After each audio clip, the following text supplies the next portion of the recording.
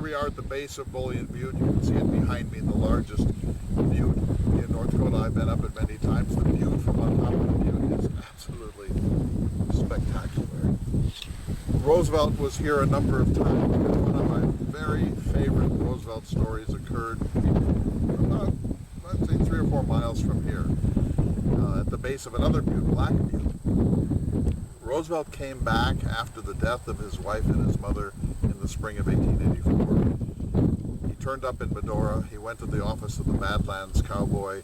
He made it clear that he wanted to find a second ranch where he would be more remote from the traffic patterns of the Badlands. And he came down to see his old friends Gregor and Lincoln Lang at the source of Cannonball Creek, which is 30 or 40 miles from here. They had befriended him when he first came to the Badlands. They were his most intellectually conversant and compatible friends here, and he always made it a habit to come see the Langs, whatever else he did.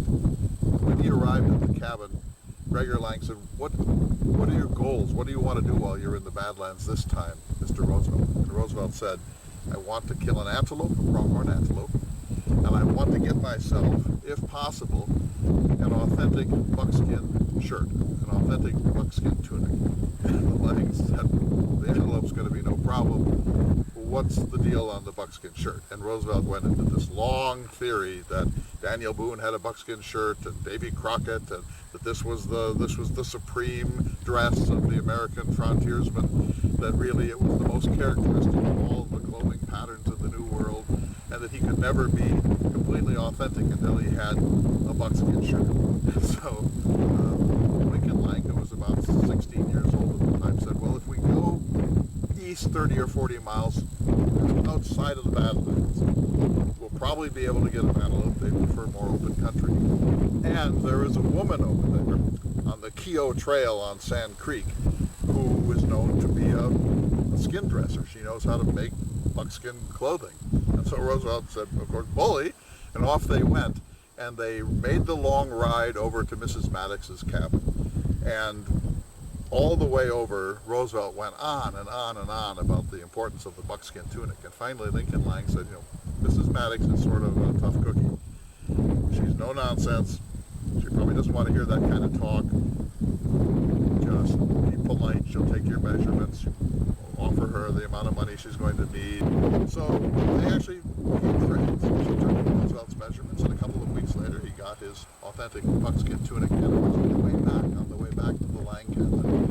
They came upon a small herd of pronghorn antelope. Roosevelt was able to kill them. This was another of the great checklist of the hunting experiences that he wanted during his time here. And he was so excited. This happened every time he made his first kill of something. He did a kind of an Indian war dance around the carcass, and he spontaneously offered a rifle to Lincoln Lang as a gift for guiding him. And he said, this young man, to this very charismatic and voluble Easterner, he said, no, I won't accept the gift of the rifle.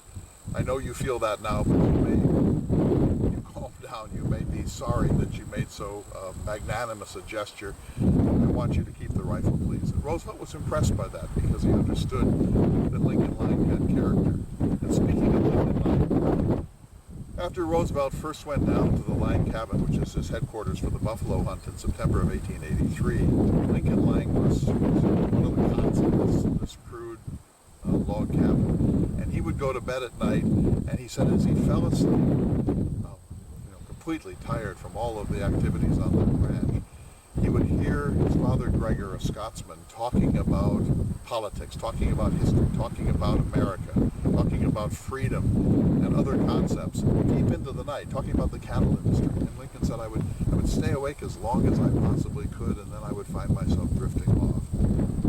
But he said, all of my life, since we moved to America, I had heard about liberty and freedom and the Constitution and the American dream. He said it all seemed like just rhetoric and language until I heard this Roosevelt talk. And then for the first time in my life, I believed that those great American ideals were true. That's just a spectacular tribute to Theodore Roosevelt and to young Lincoln Lang. So that extraordinary experience of the authentic tunic and the pronghorn antelope occurred not far from here.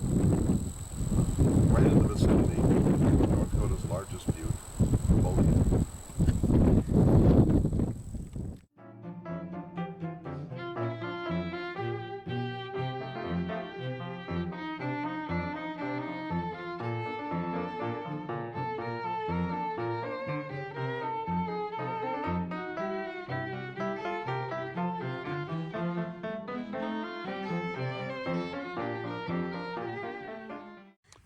So I'm here with Sharon Kilzer, the project manager at the Theodore Roosevelt Center at Jenkinson State University, and the one who organizes these extraordinary symposia every year. Sharon, we are in the heart of your beloved Badlands. Yes, it's an amazing day to be out here. It is so beautiful. Early fall in North Dakota is my favorite season, and the Badlands are a wonderful place to be. And it's such a privilege to be in this place at this time. You've lived here all of your life, or most of your life. What is it that makes this part of North Dakota so special to you? This is my heart home. Other people say, you know, where is your natural habitat? This is mine, and the Badlands, Buttes, the brokenness of the country here, the arid country. Of course, it's very green right now, but that is not usual at this time of year. Again, it's where my heart is at home.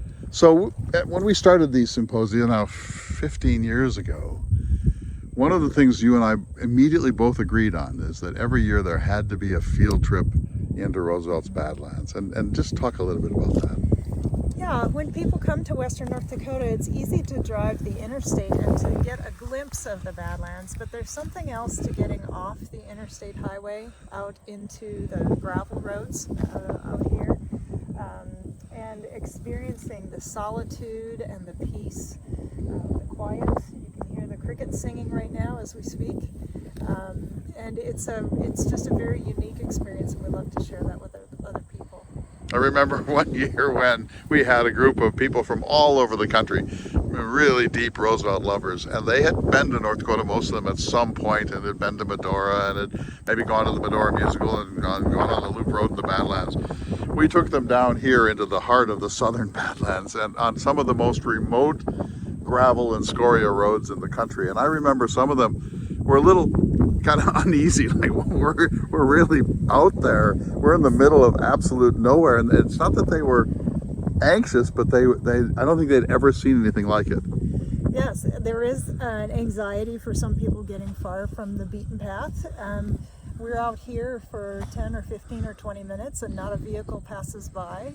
So if you did have a breakdown of some kind, it might be some time before someone came through. But that's part of the experience. That's part of what Roosevelt actually sought here, was that solitude and that separation from civilization and other folks who were visiting this area. So it's a great experience to step out of your comfort zone